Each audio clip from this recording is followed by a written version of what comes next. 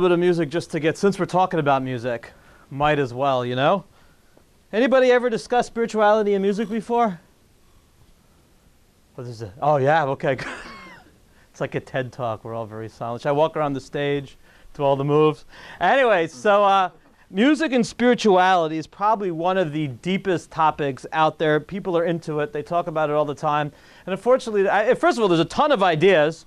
Most of them are illustrated deeply in my book, Knee Deep in the Funk. But in all seriousness, we could talk about just music. Music is a form of communication. Music is a universal language. The relationship between music and relationships, music and unity, music and sex, music and drugs. I mean, just everything, on and so forth. And but we're going to focus our talk today really just for two topics. We're going to speak about, number one, the relationship between music and intuition, specifically the way we relate to groove. That's why I started with a little bit of a funky groove, just because it's actually a very deep, not just idea about how groove operates and how we connect to groove, but even on a deeper level, spiritually, what's going on in terms of groove, and then on a deeper level than that, how we can use our relationship to groove to transform our lives, have better experiences, get along with people, etc., and so forth.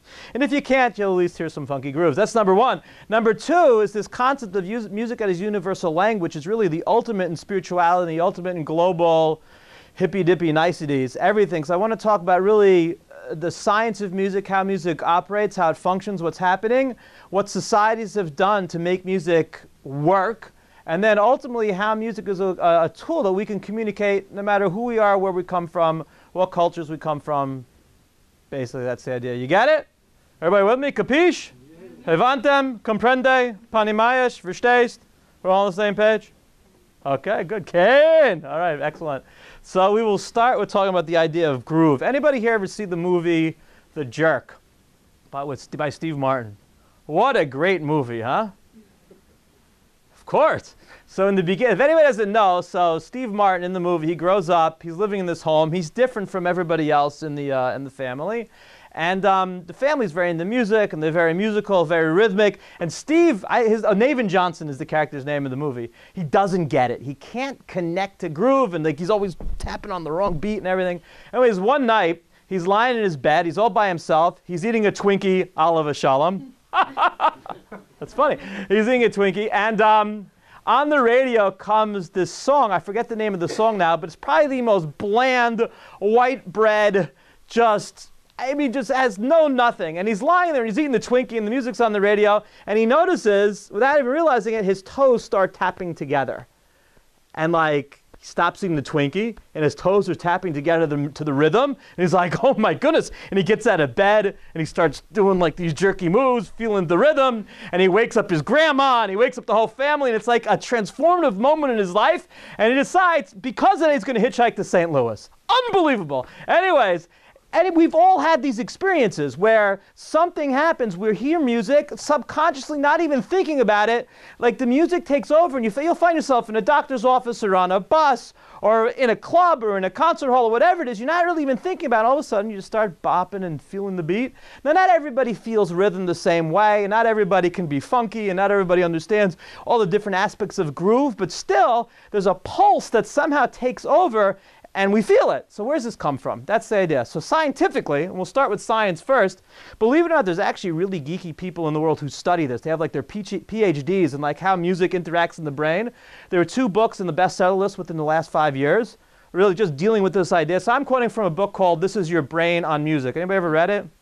It's okay. It's not great. It's okay. It's great. Great book. Being video. Great book. Anyway, so in that book, he's studying the way groove, and it's groove distinct from other aspects of music. So I'll quote from him. He says like this. Tell me if anybody here into neuroscience? Any neuroscientists here? Oh, really? Well, I'm into it, but Oh, you're not like a brain surgeon, though? All right, but still, so you'll understand what because I don't understand what I'm about to read. But he says like this. The emotional response to groove occurs via, here, ready? The ear cerebellum nucleus accumbens limbic circuit. That's how it works. And it works that way rather than the ear auditory cortex circuit.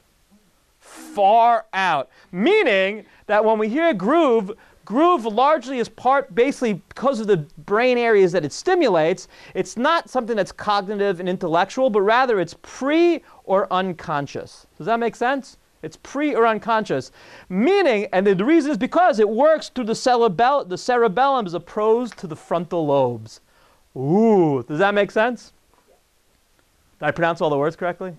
All right, far out. Anyway, so the point is that when you're relating to groove, you're not sitting there going, oh, wow, well, I hear this funky rhythm, so I guess I'll start tapping along. Like, that's not what's happening. Somehow, the music is interacting with your being, with your psyche, with your subconscious. You're not necessarily aware of it, but all of a sudden, you're just like, yeah, baby, you're getting all funky, and just like, you know, you just got a whole thing, you know? I guess if you go to a club, you bite the lower lip, right? That whole thing, but whatever it is, you know what I'm saying? You just totally, I think I just blew my arm out. Anyway, so why does this work? So that's scientifically, we could have geeky scientific discussions all day. You'd lose me after that paragraph, but whatever. We could talk about this stuff all day. However, on a mystical, spiritual level, there's something even deeper happening. That's what I want to speak about now. So who here can ride a bike? Wow, everybody. Who remembers the first time they rode a bike?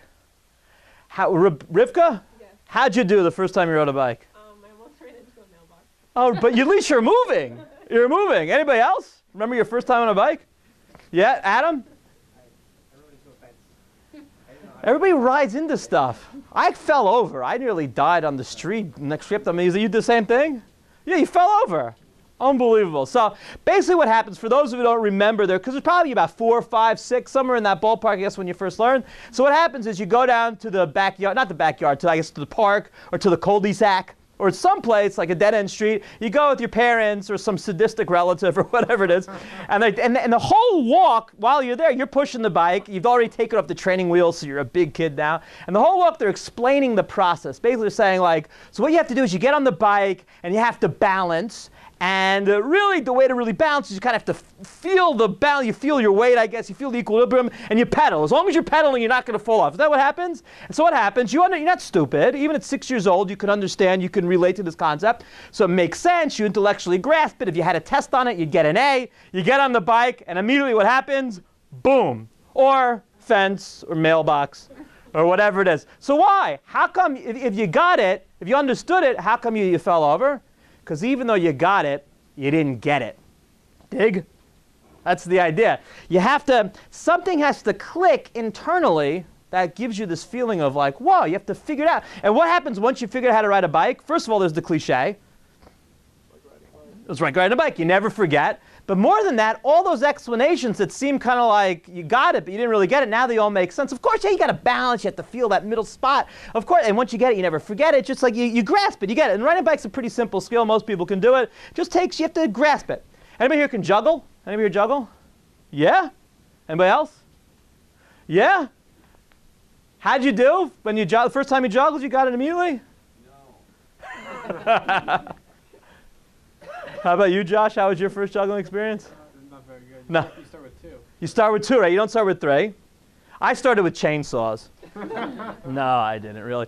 I can't juggle. My son, one of my children, is actually he's good at all this stuff. He can do like magic tricks and like, shuffle decks with one hand and do all those different kind of things. So he learned how to juggle. And he was probably 9 at the time, I guess, when he learned it. So I figured my kid could do it. I've always wanted to juggle. So he left his juggling balls lying around the house. They had him practice with lacrosse balls because they're real heavy. So I guess I figure, you learn the weight, and then when you graduate to to beanbags or whatever, I guess it's a lot easier. So I had a theory. My son had left them around the house. They were sitting there on my kitchen table. I had all afternoon free. So I said, I'm going to figure this out. I was going to conquer juggling. So my theory was, I started with 2 balls.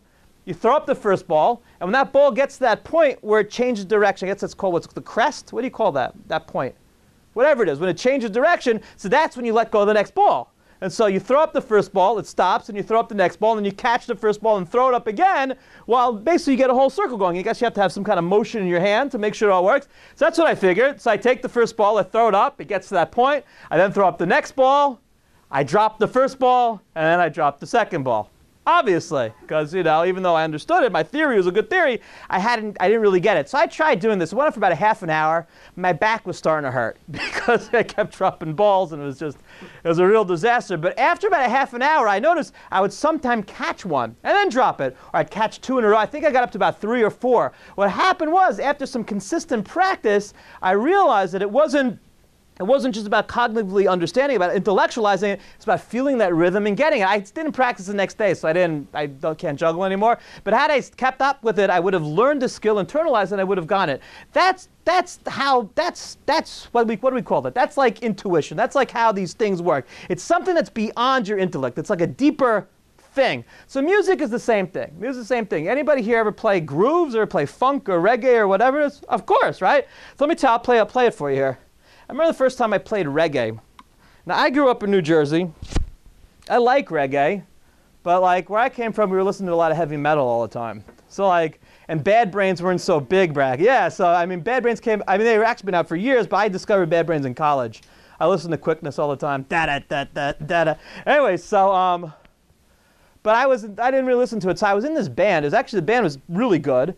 And I keep in mind also, had been playing about 10 years at this point. I was a pretty good player. The band that I was playing with was working all the time. And this was like in the mid-'80s, around probably like 1980 or so, when the Chili Peppers first really hit. The whole funk punk thing was like really getting big. So we were doing like the whole funk punk thing. And so the ballad was reggae. And reggae, for those who don't know, reggae is a very simple, the guitar part is very, very simple. Basically, the guitar takes the role of the snare drum. So if in a regular rock and roll song, you'll hear 1, 2, 3, 4, and the snare drum will be on 2 and 4. So it'll be like 1, 2, 3, 4, 1, 2, 3, 4, like that. So reggae, it's the same thing, except it's the guitar doing that and the drums doing all sorts of other weird kind of funky things. So I tried doing it, and it was basically, it just didn't really work. I couldn't get the feel, and so everybody made fun of me in the band. It was really kind of funny. Eventually, after like trying this and messing with this for a while and not being in the band anymore, I nailed the reggae groove, which is basically, it's like this one.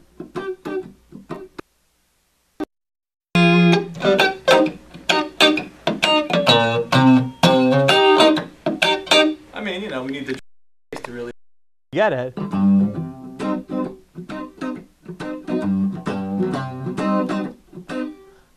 In other words, even though it's something that's easy for us to discuss, to actually get it and feel it, it's a whole other thing. I'll give you another example. Anybody can play a shuffle? So a shuffle, basically, you normally have an eighth note, which is like this kind of feel. An eighth note, da, da, da, da, da, like that. So in a shuffle, what you do is you delay the second eighth note and over-accentuate it. So it'd be like... So it's easy to describe, but somebody try clapping a shuffle. It's difficult to get. But when you get it, suddenly you're doing,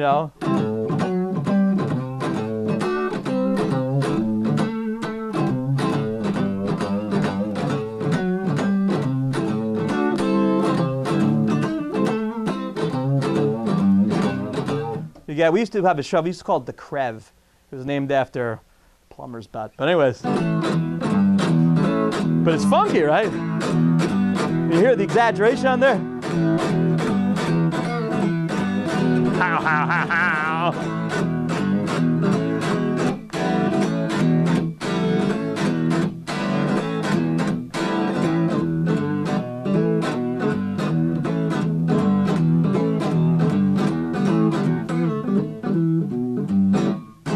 Yeah, anyways, that's the idea. That's how a groove works. In other words, it's not just something that you articulate and discuss, but it's something that ultimately you have to feel. Funk is the same thing. If you ever listen to beginners playing funk, they always play the same groove. And you're like, ooh, that's funky, I don't even think the Bee Gees did that, you know what I'm saying? But eventually, after you start figuring it out, you start learning there's a whole type of groove,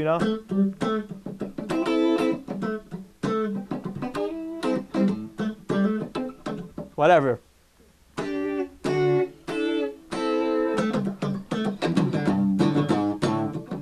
All right, so anyways, that's the concept of groove. In other words, the point is that groove, like anything, it's something, it's not just about intellectually, we can sit and discuss the different types of eighth note feels and different type of rhythmic feels that happen, but ultimately groove, it's not just about a discussion, it's about ultimately feeling it. Okay, so here's the thing, and this is really the deep point. So in order to really internalize and feel music, you have to have a distinction. This is where we get into Kabbalah, by the way, if anybody's big into Kabbalah. I'm over 40, so I can discuss this. JP, you over 40? Let's just, for now, we're all over 40 tonight. Anyway, so, Rabbi Rodkin, you over 40? Why not? Yeah, in the ballpark. 2 years. Huh? What's that? Oh, in 2 years? Experience or years? Experience, obviously. Yeah, okay, very good. Anyway, so you've been there, done that. So anyway, so you get into Kabbalah, so basically you have to distinguish between intellect and intuition. And understanding the distinction between intellect and intuition ultimately is really the secret of the mystical depths of music, how it works and how we interact and feel it. So intellect is like this. It's actually, if anybody's really interested in looking up the source, this is in the book of Deuteronomy, chapter 1, verse 13, where Moses is talking about gathering men of wisdom, men of understanding. And if you read the commentaries there, they explain in depth, really on a deep mystical level, what the words wisdom and understanding mean. So the words in Hebrew, the chachma and bina. So chachma, it's usually translated as wisdom, which is true, but in our context here, it really means intellect. And we can learn the concept from really the way it's described in the classical Jewish sources. Chachma, wisdom, intellect is described like this. You have a businessman, let's say. Beauty is my business. Anyways, but you have a businessman, and so the businessman, he has his business, he does very well, he's a very conscientious and good businessman, and when he's working hard. But what happens when nobody shows up?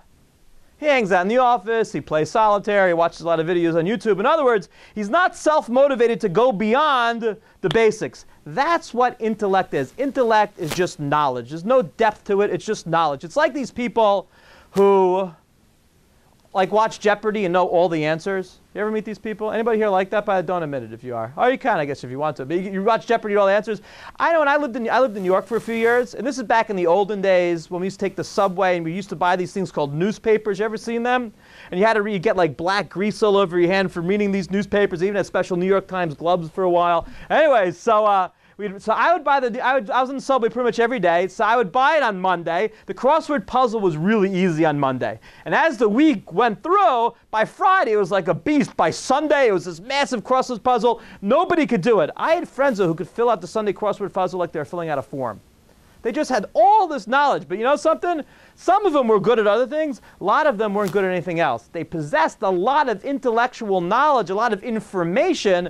But having all the information, it's good to have information, but it doesn't necessarily make you good at something. You ever hear the expression, you're book smart, not street smart? That's the idea. You can be book smart, and it's great, and you can pass a lot of tests, and that's really cool. But having all the information, in and of it's important, but in and of itself, it's not everything. Now, music has an intellectual component to it, and you relate to music intellectually on some levels. For example, it's how you remember the words to a song, it's how you remember the names of the song, it's how you remember the form, it is how you place the genre or the time period, or whether you like it or not. There is an intellectual experience, and there's even some music that's written to be appreciated intellectually. A lot of the music of, say, some of the 20th century composers like Milton Babbitt or John Cage. If you ever check out John Cage, it's designed to be experienced intellectually. But ultimately, that's not really most of our experience of music. Most of us experience music on an intuitive level. So what's intuition? So if you look in the classical Jewish sources, they say intuition, bina, as opposed to wisdom. Intuition is you have the shopkeeper, and he runs a good business. Beauty is also his business. And he does a great job. And when there's no customers, he doesn't sit there and play solitaire or watch the videos on YouTube. He goes out and he's on the street trying to drum up more business, get more people interested, get more people in the door, the whole nine. Basically, wisdom, bina, understanding, it's not just about knowledge, but it's about a deeper level of knowledge. It's about getting into the kishkas, of the idea. That's how we relate to music. It's like riding a bike or learning how to juggle, or hitting a baseball, or making a layup, or doing whatever it is. It's something that comes not just through having a cognitive, intellectual awareness of it, but it's having a deeper, internalized, intuitive sense to how it works and how you feel it as well. And you'll notice something that's really interesting. You probably noticed this. When you look at some great athletes and great musicians, they're not necessarily the greatest coaches and the greatest teachers. Think about that. Because they can do something, and they've internalized it, and they've spent all this time learning up the information, and they've gotten it into the muscles, and it becomes second nature. But when then they have to explain it, some of them are really good at it. But oftentimes, it becomes into putting these ideas into words, and it's just like, yeah. And then they get frustrated because it just goes like this. You just do it. Right. Okay. Anyway, that's the idea. So our relationship to music, ultimately, even though we have a chachma, an intellectual relation to it, ultimately the way we relate and connect to music is intuitive. It's something that gets to us. we feel it in our kishkas, and it moves us, and it speaks to us on a level that sometimes you have to learn it, true, but ultimately it's speaking to us on a level that goes beyond intellect. And like we saw from the scientists, it's bypassing the way it interacts with our brain. It's bypassing our cognitive intellectual centers, and it's speaking to us in some other way. Why is this important? First of all, just kind of cool. That's how music works, and it's spiritual and mystical and very, very great. But why this is important is because this has the power, this is really the power of music to change your mood and put you in a whole different spiritual space, totally different spiritual plane. You see, ultimately, if you think about your mood. Most of us, even though it's true you can control your mood and you could be master of your destiny and you can control how you feel, most of us don't do like that. Most of us, it's like, oh, there's traffic. I'm really mad. Oh, I won the lottery. I'm so happy. And just we're reactive and we bounce off the walls. Anger, joy. What's that song? Happy, happy, joy, joy, happy, joy. Who sings that? Oh, that's just. Ren. Oh, that's right. I forgot all about that. Anyways, but here they did. We're told everybody's ultimately bipolar, bouncing off the walls, constantly just going from one extreme to the next, reacting. How do you control a situation? So first of all, just to demonstrate that it's possible to control a situation, something I learned from one of my teachers. Imagine you've got a new car, and you're at a red light, and you really anybody ever get a new car? It's kind of cool when you get a new car, and you got a new car. What kind of car did you get? Ooh, very nice. I got a Hyundai. So I'm really, it's the same kind of thing. What's that? I got the accent. I'm really into it. Anyways, but you get the new car and you're like, I don't let my kids near it because they'll eat in it and get jelly on the steering wheel. And there's all this stuff. But yeah, you're really neurotic with the new car. So you got a new car. You're real happy with your new car, and you're sitting at a red light. And what happens? You're sitting there at the red light, just waiting for the light to turn green so you can drive your new car, when suddenly, bam! Somebody whacks you from behind. Now, how do you feel? Mad! So you're starting to brew, and you're thinking, I'm going to kill him! But while you're thinking about just how you're going to murder this person, he backs up and does it again. Bam! Now, how do you feel? Really mad. Steam's coming out of your ears. Beads of sweat are all over your back. Your armpits have turned yellow. The whole thing. So you get out of the car, and you storm up to this guy's window, and you bang on the window, and the whole time you're going, I'm a lookalike geek, I'm a rah-rah. And he rolls down the window, and he's sitting there with a machine gun. And he's like, can I help you? So now what do you say? I'm so sorry. Have a nice day. Sorry's in your way. Anyways, in other words, we have moods, and our moods are reactive to situations, but ultimately, when you get a different perspective, you can snap out of it and you can change. That's the whole point. Music has the ability, because of the way we interact and relate to music and how we feel music sneaks in when you're not expecting it and can totally change your mood. If you want to really live on a high spiritual level, start your day with a nice piece of music. Listen to a nice song. Get yourself going. If you look in the Jewish liturgy, in the daily prayer service, we have a daily prayer called Mizmor Lasoda, a song for Thanksgiving. You look in the code of Jewish law, you're supposed to sing it. You're not allowed to just read it. Actually, most of us, we read it really quickly and mumble through because, it's morning and I get on with the day. But that's not what Jewish law says, and I'm not quoting from some mystical, hairy-fairy text. I'm quoting from the code of Jewish law. You're supposed to sing it. Why? To put yourself in the zone. Put yourself in the space. If you start yourself singing, you start yourself feeling good, you start yourself singing off some happy songs, it infects you, what they call it, infectious grooves, and you feel the infectious grooves, and you start feeling a little bit better. You feel happy. You're feeling funky, and you can deal your whole perspective of things. So when the negative, nasty thing starts happening, true, you might react and get into a bad mood, but at least you're putting yourself into a good place. By the way, this is how the world works. When you go to a football game, what do? They play march music and to get you psyched. It's like dun dun dun dun, and you're like, your whole body's just going dun dun dun dun dun dun dun dun. Yes, go blue! You're like they get you going. When you go into war, you want to go kill, they play music to get you all pumped up. You go to a parade, and even when you go to a concert, it's just like that's silent. Not saying anybody should go out and kill, by the way, but I'm saying when you go to a concert, you don't sit there in the silent arena. I hope the band's going to be great, man. They have music playing the whole time to get you psyched, to get you in the right frame of mind, to put you in the zone, so when the experience actually happens, you're there, you're ready. That's the power of music. Now, just to be fair, music can take over in a negative way as well. Now, I don't want to be I hate it when people always talk about this kind of music's evil and this kind of music's good and this is the devil's. I mean, I hate that. It's subjective. I don't know. I mean, I know the church back in the Middle Ages said the tritone was the devil's interval. Tritone sounds like this. Anybody know a tritone? Sounds like this, you know? I mean, doesn't that sound great? I mean, that's the introduction to Black Sabbath.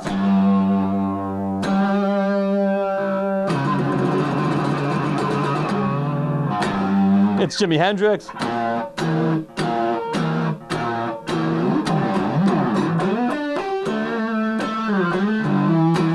You know, I mean, I think it's just a great sound. I mean, I love the tritone. The church said it's like devil's music. So am I a devil worshiper?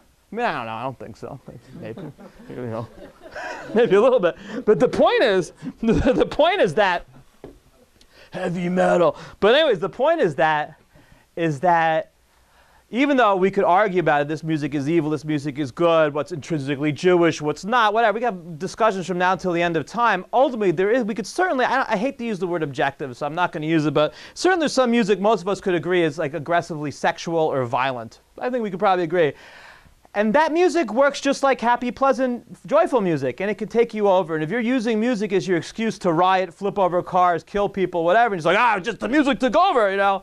It's one thing to slam dance in the mosh pit where everybody like knows what they're about, and it's like a badge of honor. You walk out with bruises, you're in pain. Okay, that's one thing. But to take that out into the streets and to get out your aggression on innocent people, whatever. So that's an unhealthy usage of music. But it's important to keep in mind that it's there, obviously in aggressively sexual context as well. Music has the power to do that, and we could all name situations that are aggressively sexual because of the type of music that's playing and the beats and the whatever. But ultimately, even knowing that there is this intrinsic danger in the dark side, ultimately there's a positive, healthy side as well. And we use music in that context. We can use it to grow and to really better ourselves, improve our relationships, and put ourselves in a healthy, positive frame of mind. So when we go out and we experience the world, we're experiencing it from a state of positivity. That's part one. I'm going to play another groove, something a little Jewish, and then we'll go on to part two. How are we doing? Okay, we're doing all right?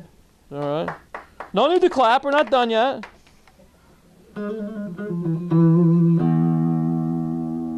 I got my roto vibe going.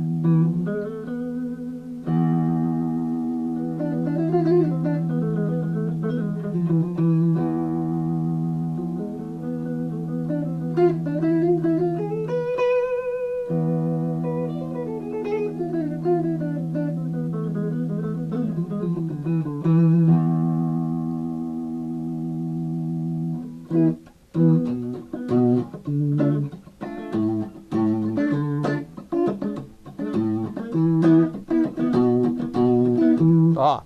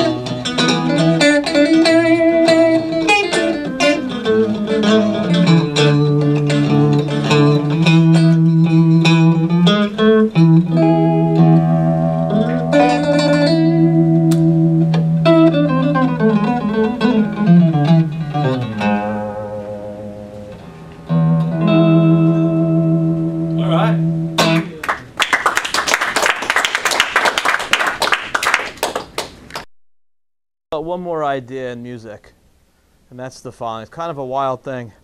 Everything in the world makes a sound. Watch. Everything. Anything you bang on, anything you pluck, anything you bang into, anything you blow through makes some kind of sound. And it's pretty much, it's everything. Whether it's banging on a piece of metal, blowing through a piece of metal in the shape of a tube, blowing through glass, blowing through the bottle over top of a bottle, banging on wood, blowing through a tube of wood, making a reed vibrate, pretty much anything. Banging two rocks together, anything you get produces sound. The world, basically the world is a giant musical instrument, and we're surrounded by sound.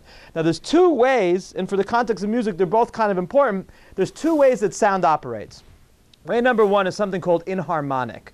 Inharmonic would be like a cymbal. When you crash on a cymbal, it just makes a sound that's kind of like crash. It's the same kind of sound as, say, like a truck driving into a wall or a gong. I love gongs. But you know what I'm saying? That's an inharmonic crunkling paper. It's not, the types of tones and overtones and things that it produces are, I don't want to say random, but they're their own type of sound. That's inharmonic. Then there's something called harmonic. So harmonic is fascinating because everything, no matter what you bang on, vibrates the same way. So I'll give you an example. This is a guitar. Let's turn this off. This is a guitar string. When I pluck it, it makes a sound. Now, how many notes are you hearing right now? One. You're hearing one note. And that note is called, that's actually called an E. Pretty cool. Except you're really not hearing just one note. You're actually hearing hundreds of notes happening at the same time.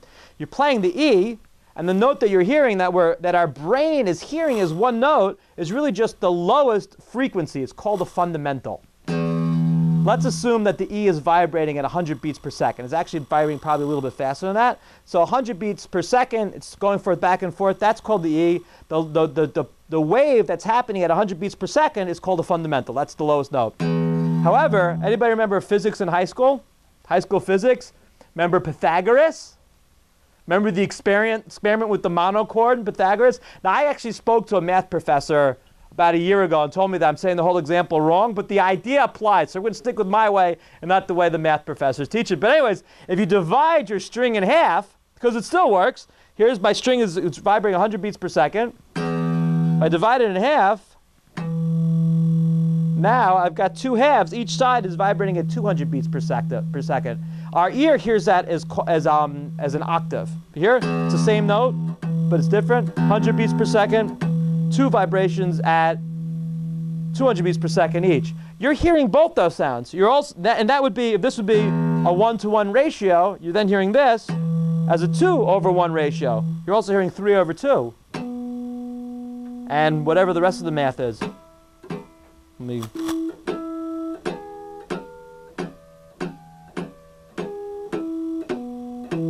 Hearing all those sounds at the same time. This is the sound of Roundabout by Yes.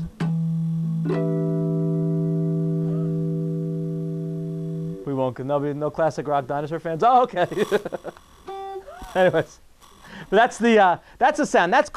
So what you're hearing, what your ear is basically hearing, you're not just hearing the fundamental. You're not just hearing that basic sound. You're hearing a whole potpourri of sounds. You like that word, by the way, potpourri? You're hearing hundreds and hundreds. I can only get on my guitar. I can only get up to here.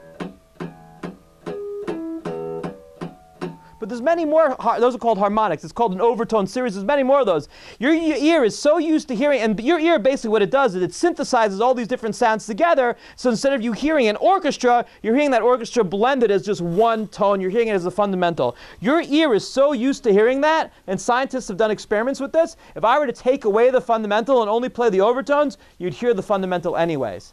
It's like an audio-optical illusion. And as a matter of fact, if you buy little teeny speakers for your stereo system, those speakers are not large enough to produce real bass tones, so that's exactly how they do it. They play all the harmonics, all the overtones. Your ear thinks it's hearing the low tone, but the low tone actually isn't really there. Isn't that fascinating? That's how it works. You're hearing this whole world of sounds. More than that, you're hearing this whole world of sounds, but the way the different sounds vibrate, that's what creates something called timbre. It's spelt timbre because that's just kind of how the music world works. Nothing's ever right. But anyways, but it's called timbre, and that's the reason why I say an oboe sounds different from a guitar, sounds different from a trumpet, sounds different from a cello. Even different guitars sound different because the overtones are vibrating at different volumes and different levels, creating different textures and different sounds. But your ear is hearing all these different things together. Anyways, when you put this together, your harmonic sounds, all these different sounds together, and your inharmonic sounds like cymbal crashes, and you organize them, that organization of sound is called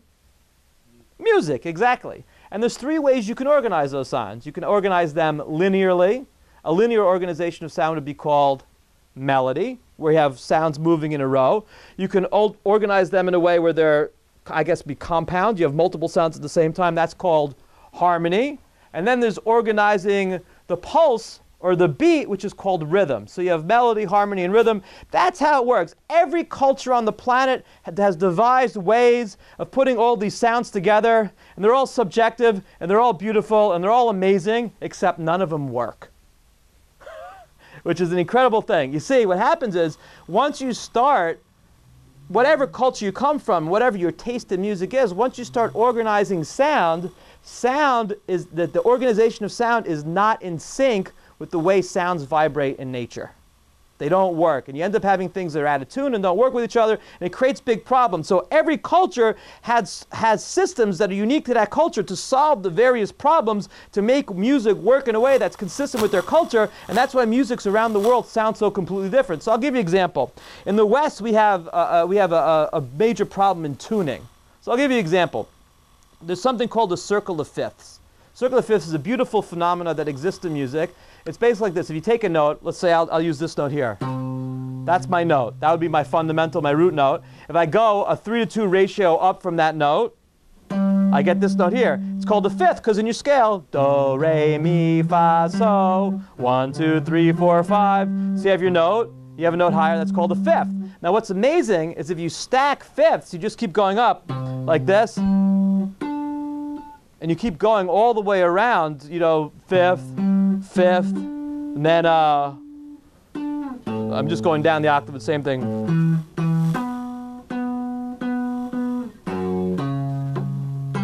Oops. Well, my guitar's out of tune.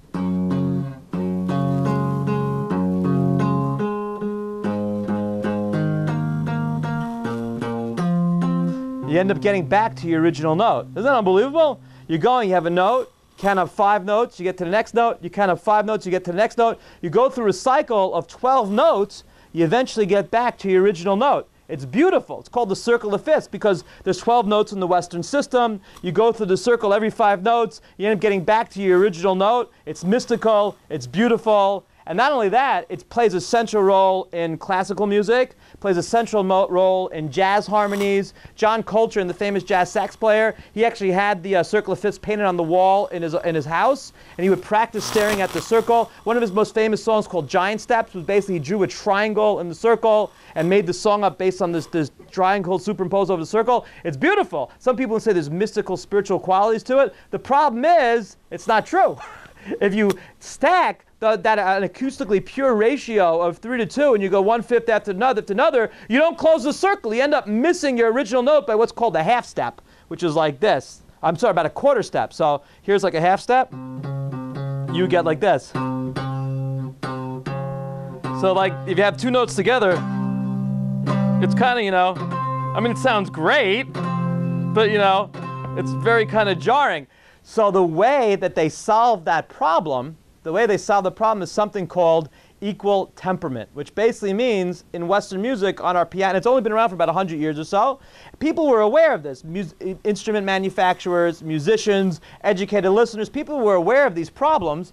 And so coming up with equal temperament is a way to solve this problem by tuning your instruments a little bit out of tune. Every note doesn't really work. Every note's a little bit off. By having every note off, it's mellow enough that it's not jarring and out of tune, but it's mellow enough as well that everything basically sounds sort of in tune. That's how it works. So really, it's a highly subjective, highly Western solution to a problem in order to make music work so it sounds okay. But it's not universal. One of the greatest examples of it not being universal is, say, in Western pop music, we play something called the blues. Anybody ever heard of the blue note? So the blue note works like this. You have something, in classical music, you have what's called, a minor third. That's this, and a major third. And that's the distinction between, say, major and minor. Major's happy, minor's sad. Happy, sad. Anyways, so the blues is halfway between that. The blue note.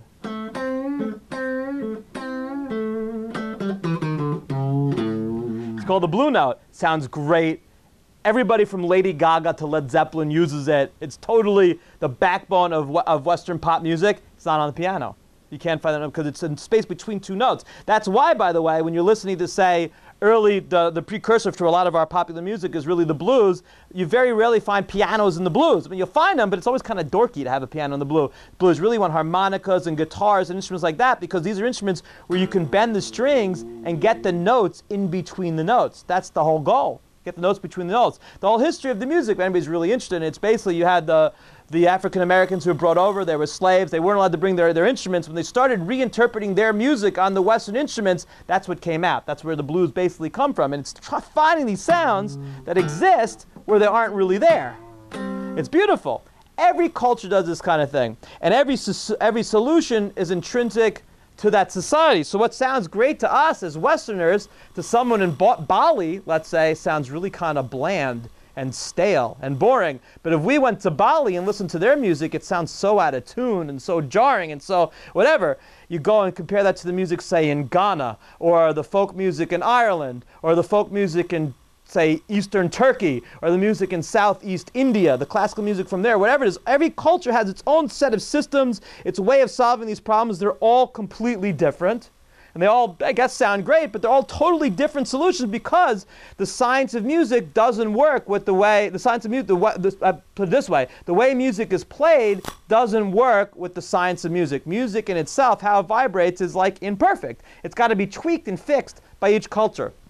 Take that a step further. When we speak to each other, we all have different ways of communicating. Even though we all speak English, some of us are a lot hipper in our language than others. Dude. Know what I'm saying? We all have different ways of communicating, different types of language. My syntax, my style of speak, the types of slang that I use, the words that I choose, the ideas that I form, they're unique to me. That's the same thing with music as well. The way I perform music, it's totally personal. And the way, even though you and I are using, say, we're both in the Western system and we're using the same scales, the type of music that we're going to produce is going to be completely different because it's unique to each one of us individually. It's totally individual. And it's wild. Music is totally individual, totally personal. And not only that, but it's not just that cultures are different, each individual is different, but the music of today sounds different than the music of 20 years ago. Obviously, music 20 years ago is better. Everything today is noise. No. But hear what I'm saying? And if you listen to, say, the music of 100 years ago, everything. It's different. You can tell a generation, you can tell a culture, a community by the types of music it plays, types of music it's interested in. And each type of music is unique and local to that region, that group of people, that particular person. And yet, it doesn't make a difference. Because unlike language, when it comes to music, even though little old me, little Tzvi Gluckin, living in Boston, playing his weird kind of like unique, personal, Jewish kind of loud music, I can play it for you wherever you may be from, Mr. Nazi from Austria or whatever you are, and we can have a relationship.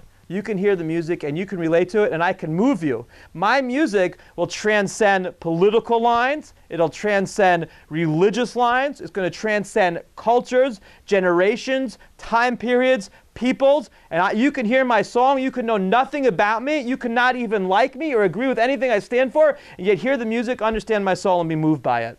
That's the power of music. Ultimately, music, when we even though music scientifically is what it is, and the way each culture uses it has to change it and transform it and make it fit to their own style and their way of seeing things, their way of saying the world, and they're totally different, and none of them make sense, and they're totally isolated different languages, they're all the same language. And you and I can have a relationship. I mean, the best example of this, I think, is Wagner. Wagner, who was a vicious anti-Semite, who Nietzsche stopped hanging out with because Wagner was too anti-Semitic. He's a vicious, vicious anti-Semite. And even today in Israel, they won't play Wagner's music. And it was controversial, I think, last summer when some Israeli musicians in Germany were playing music by Wagner. Richard Wagner.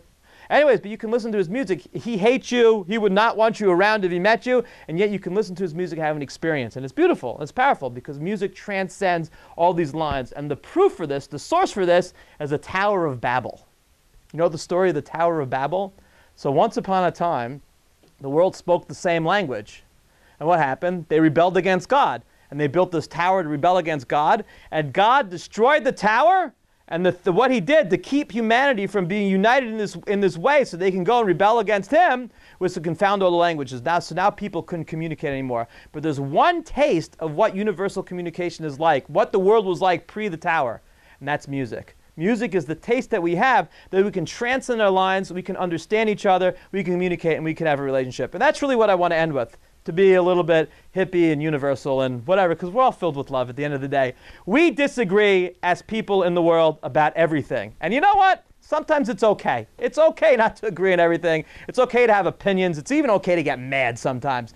But at the end of the day, as people, as fellow travelers here on Spaceship Earth, there's so many more things that we agree upon and can communicate and connect to than things that we can disagree upon. And music is the way to transcend all these boundaries. We might not be able to agree on our religious views, on our political views, on whatever views that we have, but universally we can communicate and we can connect to each other using music as our vehicle to get together and feel a sense of oneness and togetherness. That's really the message I want to leave you with. We could all get together. Let's all put our hands on each other. Let's love each other. So let's sum up what we learned today.